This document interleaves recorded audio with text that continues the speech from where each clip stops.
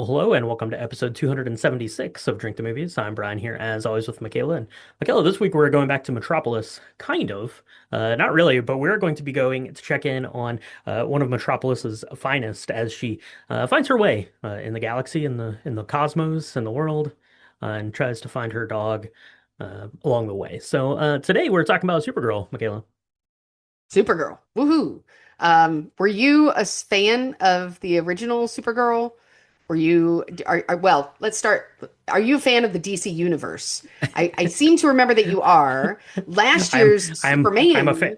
I'm a fan of the DC universe as it stands right now with these two entries of Superman and great. Supergirl. Okay. Previously, I was not the DCEU. That was a bunch of nonsense, terrible. Some of the Batman spin-off stuff had been okay, but yeah, I wasn't like a big fan of it. Mm. And if you followed along with the podcast, it should come as no surprise that I'm not like a huge like superhero movie guy, and I'm not like a big comic book guy either. But yes, I really, really like Superman. I think I went on record and said that was my favorite film of last year. So I think yeah, like I'm on board with what James Gunn's done so far. So Yeah. So you were excited about Supergirl. Had you watched the original? Well, I say the original. I don't know if there's one previous to 1984, but did you watch the 1984 or 1986 version with Helen Slater and Faye yeah, I Dunaway? think And I think this is like the fifth or sixth iteration of that. I think that I did watch it like way back in the day, but I wasn't like super familiar with it. And I don't really keep up with the comic book stuff because I know there's been a couple of shows and some adaptations or something in like the Arrowverse kind of thing oh, that they did on the CW. There's Supergirl in there too, but yeah, I wasn't like super familiar with it, so I was going in, pretty fresh on my Supergirl lore, and I guess this was based off of one of the more popular like comic mm, runs of Supergirl, I guess. So. Yeah, I yeah, don't know. What yeah. about you? Did you watch the originals back in the day? So I watched Supergirl more than I watched Superman. So Okay. Well, like that's fair. there's, the Christopher Reeves version and then, further on, I've watched all of those, but I grew up thinking that Superman kind of took a back seat to Supergirl, which is not I normal, mean, and fair. I I understand mean, that. fair.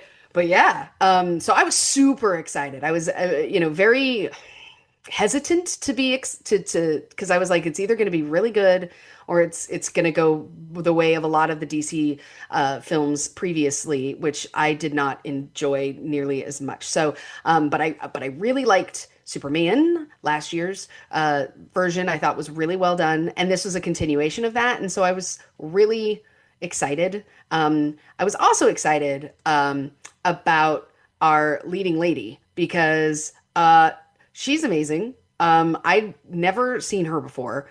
Well, that's not true. I'd seen her That's one time before in Game of Thrones, the House of Dragon, and I was like, "Who is this?" And so I was really glad to see her in like a feature film. Yeah. mm-hmm. So, Yeah. That's not true at all. You saw but her I'd in never seen her in a Game film, of is what I meant. Thrones, I'd House of not the seen her Dragon, in like, and you saw yeah. her in Superman last year. But more on that to come. We've got some suns to check out. So of course, the yellow sun is where Supergirl is getting her power. Red sun is where she goes to get drunk. But unfortunately, we're going to a green sun planet to do our cocktail today. So let's do this. Let's take a quick break. Let's grab some chartreuse if you can find it, and we'll be right back to mix up this week's drink. So, Brian, I know you've gone on record to say that you do not enjoy shots, and Correct. Not as much as Kara Zor-El does. apparently, when we were watching this, before we were watching this, I was trying to figure out what we could do that was not going to be just a regular, like a blue and yellow and red cocktail, because I felt like that's been done. So then we watched this, and there are a lot of scenes where Kara is trying her best to just disappear into her own loneliness because she doesn't fit in. She doesn't feel like she fits in anywhere. She misses home. She's going through some stuff. And alcohol does not solve your problems. However, there is a shot that she takes that's full of fire, and it looked really cool. And I was like, we should try and remake that. Now, we didn't know what color it was, but I went on a limb and made it green. And that's what we have today with this green sun kind of shooter. It's not quite a shot. It's much more liquid than that. And it was by design because Brian doesn't like shots and Michaela doesn't like That's shots true. either, apparently. I'm too old for that now. So this is designed to be not maybe a full cocktail, but it's definitely not a shot. It's not you. There's a lot of liquid for you to like take in There you one, go. Look at and that. there we go. Michaela's coming to terms with herself, just like Kara Zor-El does in the film. So there you go. Yeah, we're making the Green Sun shot today. I think that the drink she's drinking at that bar, kind of in one of the early scenes there, is like it has like a greenish tint to it, which makes sense. She's on like an alien planet. It's got a red sun. That's where you have to go to get drunk if you're, from Krypton, of course. And then the Mm. Green Sun comes into play later in the film. Spoiler for that. So let's talk about this cocktail a little bit here. We'll talk about how we put it together and what we did with it and what we thought about it. So into shaker tin goes 3/4 of an ounce of grapefruit liqueur. I used one from Gifford's. I'm sure there's probably other ones out there, but that's my favorite one for sure. Pamplemousse there, I believe it's called. 3/4 of an ounce of gin, just a nice London dry gin, nothing super fancy here. And then we're also going to use a half an ounce of green chartreuse, a half an ounce of lime, and then you can either use like just a little tiny pinch of salt, which is what I did, or you can make up a saline solution, which is just like a little salt water thing. Keep that in a little eyedropper and add it to your cocktails as you want. So go ahead and shake that with some ice, and then I strained mine into a rocks glass with the big ice cube. And I wanted that ice cube to sit kind of on top or sit above the liquid there because then you're going to float a little bit of overproof rum in there. I did about 1/4 of an ounce on mine. Bacardi Hurricane Proof is what I used. It doesn't flame up quite as good as like a 151 because it's not quite as much alcohol there, but it does definitely light on fire and gives you, kind of that rum and scorchedness to it, I guess, as you have it. And then you go ahead and drink and enjoy this. The green chartreuse, you probably can't find. If you go to your liquor store right now, there's like a 99.9% chance that you're not going to find green chartreuse at all. You might be able to find yellow chartreuse, but even that's probably not going to be that easy to find. So what you can do, and what I did, there's a new product by Luxardo, not a sponsor, could be, but they're making this thing called Del Santo, which is basically Mm. just like a recreation of green chartreuse. And I've had a bottle for a while because I've wanted to try it out. So this was the perfect opportunity, and I have to say, really close to green chartreuse. So if you're doing that, you're making yourself any green chartreuse cocktails, look for the Del Santo. Really good. Really good in your face, monks. Yeah. Um, Wow. Dang. I'm just saying, look, you got to give the people what they want because I they don't know will if figure monks it listen to out. pods, but if you They do, probably don't. They're probably like, peace be with you anyway, drink the movies. Um, so I did not have the pamplemousse liqueur. So what I used was rhubarb because I wanted something that was also kind of tart, and mhm. I kind of wanted to carry that through. This gives it kind of a nice green hue. The overproof rum that I did was done by I think mine my I don't think mine was Bacardi. I think mine was like DeSantis or something like that. Okay. It was, I don't know. It was a very cheap bottle of overproof rum because you're going to set it on fire. This is not, that's not the thing. The green chartreuse is the thing. So, you set this on fire and then you blow it out before you drink it. We're Yes. not, we're not, I should have a spoiler here or like I don't know, a warning. Don't Disclaimer, be careful be playing with fire careful, out there. everyone. This isn't this. Yeah, this is just for looks. You're not actually going to drink fire. You're going to blow it out, and then you're going to drink it, which is really cool. Actually, I didn't make it with a giant ice cube for the pictures and the content that we created. So when you go look at Hmm. it, it's like in this glass. It looks like a shot glass, but it was bigger than a regular shot glass, and it's really pretty because the fire is kind of blue, and that's kind of cool. But Hmm. I agree. I think if you really wanted to hit home with this and keep to like the homage of the film, you would add like a sphere ice cube in it instead of just regular cubes. Because Hmm. it really will turn it on fire and it looks like it's a burning ball of green, which is super cool. That's really cool. I didn't have the opportunity to do that, but Brian did. He showed me a picture of his, and it looked amazing. So do that. I think that would be good, and it tasted pretty neat. I definitely feel like you need the ice melt if you're going to make it, and you're just going to pour it into a glass and drink it like a shot. Good luck to you, because I did that and sipped it, and I did not enjoy it. But it is much better if you put it over ice and get a little bit of that ice melt in there.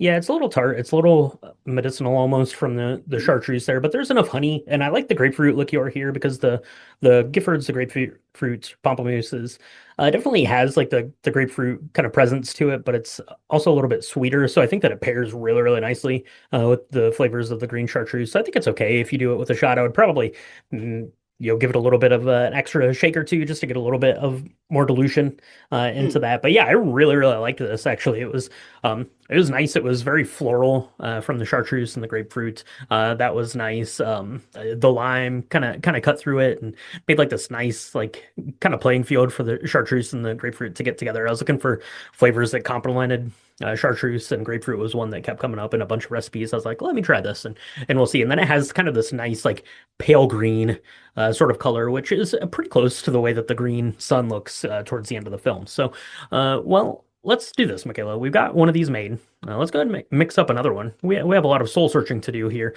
as we turn our own son on the age of 23, just like Kara Zor-El. Maybe we do better or worse with that transition. I don't know. So let's do this. Let's go ahead and mix up another one of these drinks, and then we'll be right back to chat about this week's film, Supergirl. Spoiler warning for Supergirl. If you've not seen Supergirl, um, it's because it's brand new, probably, but you should. And we're going to talk about all the things that are Supergirl related. So, if you see the previews, you know that the dog is hurt or maimed, and there's this big search. We are going to talk about what happens to the dog. So, you've been warned. If you don't want to hear all of the spoilers, you should press pause right now. Go make yourself a Green Sun mini cocktail and go watch the film and come back and we can chat about Supergirl. Yeah, that's right. It's a real John Wick sort of thing we got going on right there. This was just released in 2026, and you may or may not have seen it. More on that here in a few minutes. This was directed by Craig Gillespie, and it stars Millie Alcock as Kara Zor-El, aka Supergirl. Matthias Schoenaerts plays the huge jerk Krem, and Eve Ridley is playing Ruthie, the sidekick here in the movie. Is she a sidekick? I don't know. She's kind of leading the way through part of it. I think they kind of are sidekicks to each other. Ruthie and Kara throughout this film. Michaela, this is a much smaller superhero tale than we've been getting. See what happens. A history lesson in our in our superhero films that have come out. It's everything built to this big giant Avengers Endgame. You probably heard of it. Everyone in the world heard of it. Everyone went and saw it, and it was this big monumental thing. And then after that. The powers that be, I guess, decided that every superhero film needed to be this big, huge, monumental thing, right? There were no more room for smaller superhero stories, but save maybe what was that? The Thunderbolts? That was a smaller one. That Mm, was nice. I like that. That was fun. mhm, And then mhm, this one is a much smaller story. It's like a coming of age story here for Kara in the movie, and I like that. So what I thought we could do is actually because the story is pretty small and it really just revolves around one kind of plot point. We could do that, mm, and then I just wanted to kind of talk about like some of the themes of the movie, mm. things that come up, and just have a little bit of a chat about it because we never really talked about this. Movie is coming up right into the holiday weekend after we saw it, so let's do it that way. So basically, we've got Millie Alcock. She is playing Kara Zor-El, aka Supergirl, and she is there at a bar getting drunk. She runs into this girl Ruthie, played by Eve Ridley, who comes in and is like, "I need to go avenge my family because there's this jerk Krem who killed my parents. That's not great. I'm gonna go avenge him. I've got this sword that my dad made. He was the best sword maker around." Supergirl's like, that's great. I don't think I really want to help you that much, but go about your day. That'll be fine. Bad news though, Krem comes around and runs across Kara Zor-El and ends up shooting Crypto, the best dog in the whole galaxy. So what do you do if you're Kara? You got to go. Get some revenge. You got to go get this antidote to save your beloved dog, and along the way come to terms with who you are, who you're meant to be, how life is going. Something we can all kind of kind of appreciate, I guess, or at least those of us who have been through our age 23. So that's kind of the bulk of the story. Along the way, we also get to meet Lobo, who's played by Jason Momoa. So we'll probably talk about him as well. So I think that's more or less it. That's kind of the recap of the crux of the film. Right. Spoiler Sure. warning. She does get it. She saves her dog. But let's talk a little bit about like I said, let's just chat about like the kind of the themes of the movie and what we thought about it, what your expectations were, and see what happens. Let's just let it go. We're going Let's into a just let it bar go. with Supergirl. There's a red sun out there. We There's a we can red get as sun. drunk as we want. Let's do it.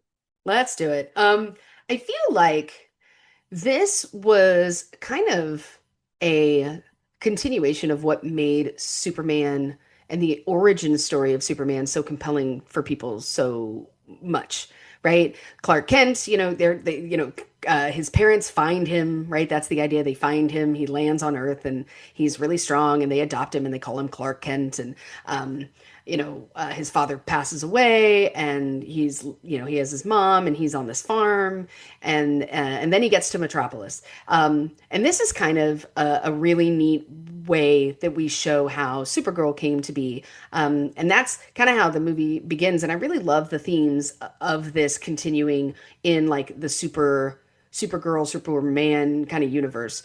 We don't see a lot of this in a lot of the other origin stories. I Mhm. think the most origin story we've really seen over and over again is Spider-Man, and that's just a very different kind of thing. And so Mhm. I really liked that aspect of it, where you learn more about the human element of this superhero that is Supergirl, where she's lost everyone. The only person who knows her and understands anything about her is this big deal on Earth, right? And he's worried about her, but she's just trying to, she's a kid. She doesn't know any better. And, he's actually younger than her, but not really because of the way all that works. And it's just, I don't know. I really like the beginning themes of this. And I Mhm. thought that the idea of the way they created Arco City was amazing. The set Mhm. direction and like the design of that, the production design of that, I thought was super cool. I didn't read any of the comics, so I didn't realize that Arco City was like a chunk of the planet. I really like that aspect of it. Again, we're spoiling a Yeah. lot, Mhm. so but I thought that was really neat. And some of the other themes, I mean, being like super gruff and feeling like you're on your own and you got to do it all, and like pushing people away, and then realizing that you want to protect people, Mhm. and that is something that you can do and you should do, and you feel strongly enough about it to do that, is really cool too, because you don't really see that struggle in any of the other tropes about Supergirl, where she's Mhm. struggling with that. In all of them, it's like it's built into her blood. She's like, there's good and evil, and I stand for truth and justice. And this was like, I just want to Right. get drunk, guys. Like, I want to I cuddle just my dog. I want to listen to just some want to music. hang with my dog, be a little sloppy, get drunk, Leave listen to me alone. tunes. Yeah, that exactly. I really really liked that aspect of the film that it examined it in that way because that's maybe something that gets explored more in the comics because like I said I'm not a big comic book guy. I'm not really familiar with how that is handled there, but I love kind of the dichotomy of Supergirl, you know, slash Superman and how like that relationship works and how their outlook on life would be different because yeah, I mean, just reading the 10, you're like Supergirl, okay, Supergirl's gonna, fly around Metropolis and save things and be nice and kind, just like Superman is, but they have completely different upbringings. And I think that the movie does a really good job of exploring that, right? As you're 23 years old, like I said, a lot of us can, kind of identify with that, right? You're like getting out of college or you're like out of high school and you're getting into like your first full-time job and it's like kind of at that point in your life when you're like, all right, it's time for me to like decide like what kind of person I want to be for the rest of my life. But you have Kara who's basically kind of, just cast out, right? She's very different from Clark, who gets sent out, at birth, because the planet was dying. So he ends up there. He ends up being raised by loving parents. Whereas you have Kara, who grows up and she sees kind of like the destruction and the devastation of her home planet, and ends up, being sent out into the galaxy without, any friends or family. And really, the only person in the whole galaxy that can kind of understand her at all is Clark. But it does an amazing job, I think, when like her little space capsule pod like opens and Mm, Clark's trying to talk to her and he's all optimistic and upbeat and he's like, "Oh yeah, you have no idea what I'm saying because, you know, even though they're cousins, they've had a completely different life trajectory through the first, 20 odd years of their lives." right, right, for sure. And I don't know, I think it's very it feels like it's much more like camaraderie versus like father figure, which I think is kind of important to me. I don't know why, as an audience member. Mhm. He's kind of like a big brother, but then he's also like, hey, I could really use your help doing some Yeah. Earth is kind of falling apart. I could use your help. Um, I'm glad that you're enjoying your birthday, but like it would be cool if you just called once in a while. I know it's lonely. And she's very like, um, I don't know, she can't even be bothered until she can be. Like I love how much of a rebel she is. Like she's a bad Supergirl, you know what I mean? Hmm. Because she gets in these fights. She doesn't pull. I mean, she doesn't pull any punches. And her relationship with Lobo, I think, is really kind of interesting. I didn't know who Lobo was. I don't know if Hmm. you did. Yeah. I didn't read the comments, and I don't know if I don't think he was even mentioned in Superman. So I Yeah. was like, who is this guy? And I kind of liked that, but I was much more interested in her relationship um, with let's see, Ruthie Mary May Noel, right? Yeah. Am Yeah. I saying it right? Yeah. Probably not. Yeah. Yeah. But Ruthie I Marinol. Yeah, I liked them because Ruthie is, much younger, at least appears to be much younger than Kara here in this story, and is almost like the mature one of the two, right? Has very mhm, clear like ideas about what she needs to be doing, about this vengeance that she needs to go and pursue, and really almost serves as like kind of the North Star for Kara to like pull her kind of out of this little funk that she finds herself in. Rightfully so, like I said, because Kara's really. So she doesn't have a planet to call her own. She doesn't have like parents to call her own. She has a cousin who can, identify with some of the aspects of her life, but really can't like understand like the trajectory that her life has taken. So right. really, she's alone. It's her and Crypto, which is why it's so important for her to save her dog. And of course, we all want to save our dogs. So that makes sense there. But yeah, Ruthie is this great kind of, like I said, like North Star figure for Kara, even though Kara is infinitely strong in situations, and is the protector of Ruthie. Ruthie is really the one that's, like I said, kind of pulling Kara along this journey. Yeah. I like some of the sequences, the action sequences where Kara realizes that she wants to save Ruthie from Krem because he kidnaps her. And I don't want to talk about all the details of that, but I thought some of the action sequences were really neat. And it was more of where Kara feels like it's her job to protect. And that is when and that like she wants to protect people who can't protect themselves or that have also found themselves alone. And Mhm. I know that's a big layer, but I really loved that it wasn't so black and white where she just comes out of her shell and is immediately like truth and justice. And it was Mhm. much more like, this is not my bag, this is not my deal. The only reason I'm chasing this guy at all is to get my dog well. You can kill him after that. You're probably going to die doing that anyway. It's not my problem. But after that, like she changes and doesn't want to be alone. And she's got her dog, but then she's also kind of finds a friend in Lobo. And then with Ruthie, she says goodbye, and then she can't really say she doesn't want to say goodbye forever. She's like, I mean, let's keep partying. It's my birthday month or my birthday season or whatever, or whatever. Let's just keep going. And I don't know. I just really like this version of that. Um, and how the dichotomy of both of them were alone.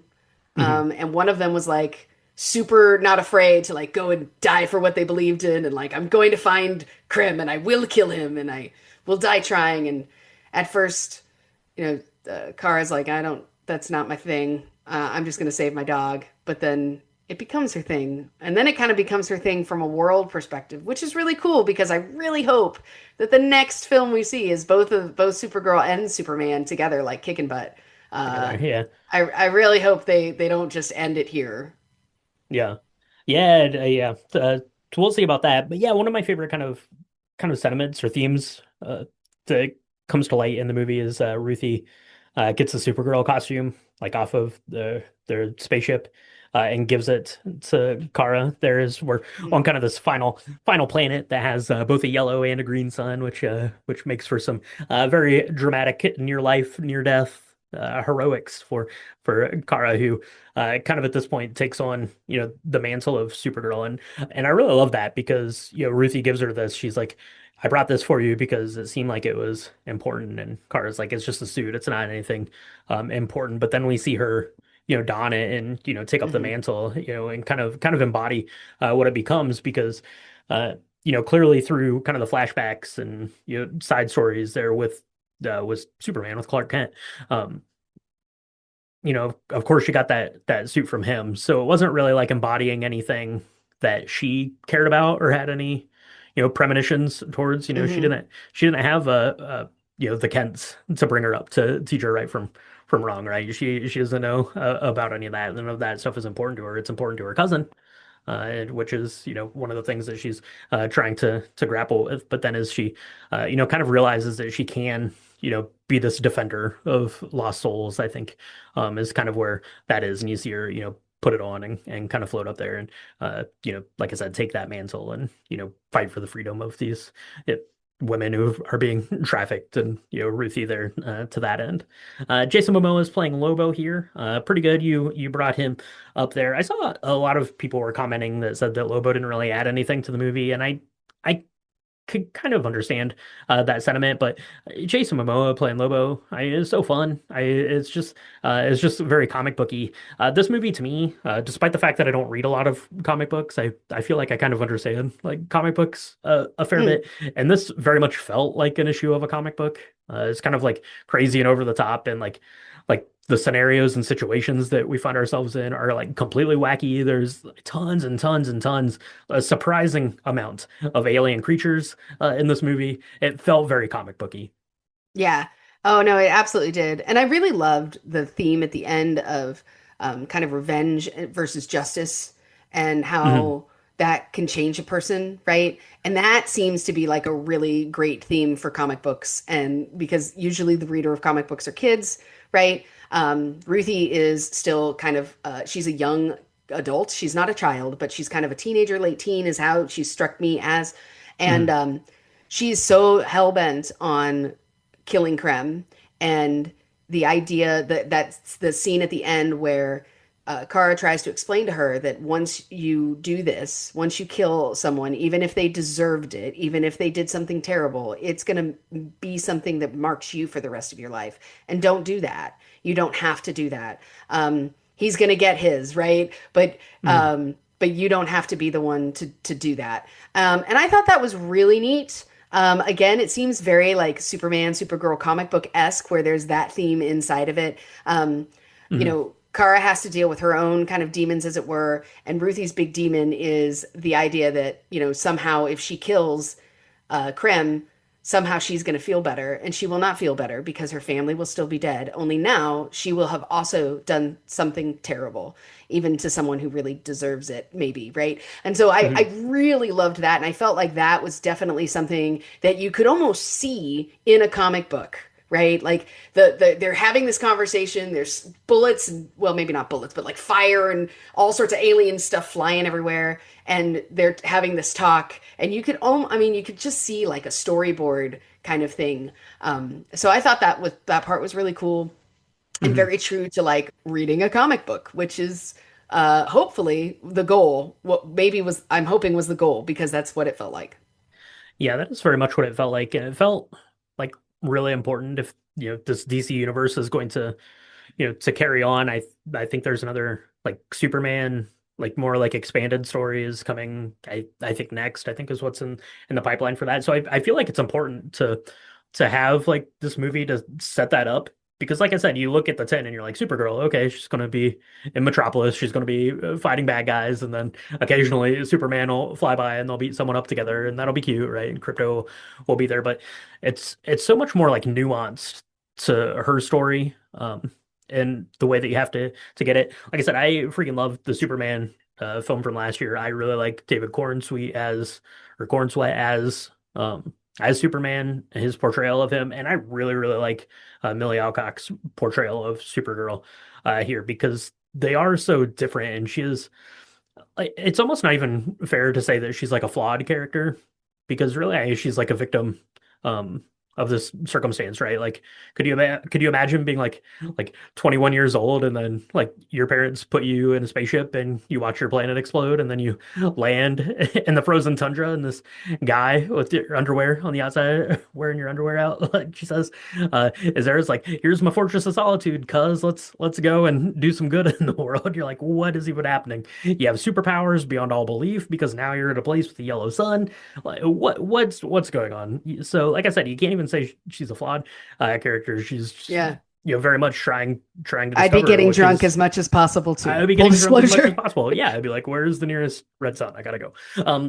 So I love that, and her only friend then is the dog, and it's a pursuit to save the dog, which I also really like a lot. Let's talk about kind of the box office for this, I guess, a little bit because it's real bad. It's not great at all. I think it needs to make somewhere in the neighborhood of about $300 million dollars to break even. It is definitely not going to do that, which is weird because like we went and saw this last Wednesday, like in the middle of the afternoon, and our showing was pretty well attended, I thought, for Thursday. So I'm interested in like those box office numbers. It was facing a little bit of an uphill battle, right? It's Supergirl, which doesn't have like the name recognition as Superman. It also has girl in the title, which is the story for a different day, which is ridiculous. But it's not doing that well, and like I've been really fascinated by this whole thing because when like the early previews came out for Supergirl and like people were seeing it, it was rating like really, really high. And then Hmm. like the week that it came out, like Variety and all these places were just writing like all these articles about how terrible it was. And I was like, I was so like fascinated by like the weird like flip-flop on like the perception of this movie like over the course of like the week that it came out. That was super fascinating to me. But having watched the movie is does it have flaws? It definitely does. I mean, it's not great. Like, I don't know, I'd probably give this like I don't know, like a B or B minus, but I feel like it has a lot going for it. So I don't really understand. What were your kind of thoughts about going into this? Because I think that you feel about superhero movies in at least a similar fashion to me. Yeah, I, I left the theater thinking it was okay. I was like, this wasn't bad. That's not the same as great, and it's not the same as good. But the more I think about it, the more I'm like, I really did like that.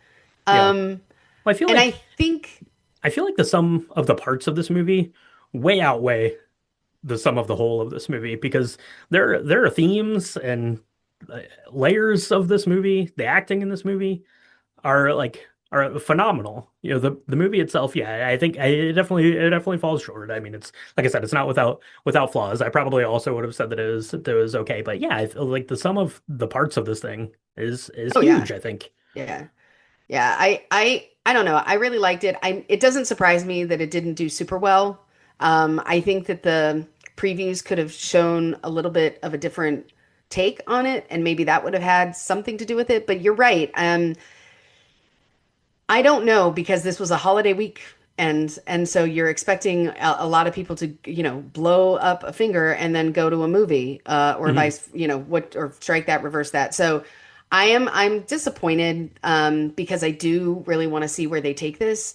And right now, I mean, in the industry, if you're not an absolute billion-dollar movie, they might cancel the entire, The whole universe, as thing, it yeah. were, and Hmm. that kind of sucks. I think that given the fact that they hired a screenwriter to write the script to create this story based on the first movie, I think that they did pretty well. I don't know. I don't know what more people really would have wanted. I get the critique about Jason Momoa as Lobo. Okay, all right, but I think that it creates more opportunity for us to have more of these kind of epic, larger story arcs later, to have more characters in this universe that would be considered superheroes, not to recreate like the Avengers, but just to be able Hmm. to add more things that happen. Um, I mean, I thought it was really brilliant that they didn't have the Phantom Zone. I thought that was great. Hmm. In Supergirl, they take something from Superman 2, which I didn't even know existed when I watched it, by the way. And that was the thing that made Supergirl really weak, was she was in the Phantom Zone. And Hmm. so, Yeah. But this was so much more interesting than that. In a way, maybe it was because I hadn't had seen the Phantom Zone stuff, but I thought that this was just really cool. I don't know. It disappoints me that it did not do as well because is it a great film? No. I mean I think I probably give it like a 7 out of 10. It passes though. Like it's a B minus still passes. So it Yeah. should do it, it should do well.